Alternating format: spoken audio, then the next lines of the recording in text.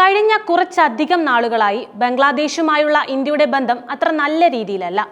അതിന് നിരവധി കാരണങ്ങളുണ്ട്.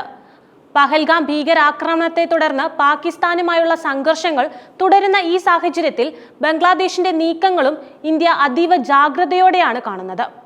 ബംഗ്ലാദേശ് മ്യാൻമർ അതിർത്തികളിൽ അതീവ ജാഗ്രത പാലിക്കാൻ രഹസ്യാന്വേഷണ ഏജൻസികളോടും സുരക്ഷാ സേനയോടും ആവശ്യപ്പെട്ടിട്ടുണ്ടെന്ന് ഔദ്യോഗിക വൃത്തങ്ങൾ അറിയിച്ച കാര്യമാണ്. സൈനിക അട്ടിമറിയിലൂടെ അധികാരത്തിലേറിയ നാൾ മുതൽ ഇന്ത്യയുമായുള്ള ബന്ധത്തിൽ കല്ലുകടി നിറഞ്ഞ നയമാണ് മുഹമ്മദ് യൂനൂസിന്റെ ഇടക്കാല സർക്കാർ ചെയ്തു വരുന്നത്.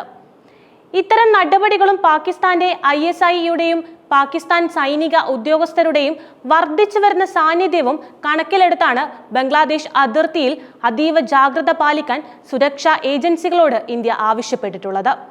ബംഗ്ലാദേശിലെ തീവ്രവാദ ഇസ്ലാമിക ഗ്രൂപ്പുകളുമായും അവിടങ്ങളിലെ എതിരാളികളുമായും ബന്ധം ശക്തിപ്പെടുത്താൻ പാകിസ്ഥാൻ ശ്രമിച്ചുകൊണ്ടിരിക്കുകയാണ്.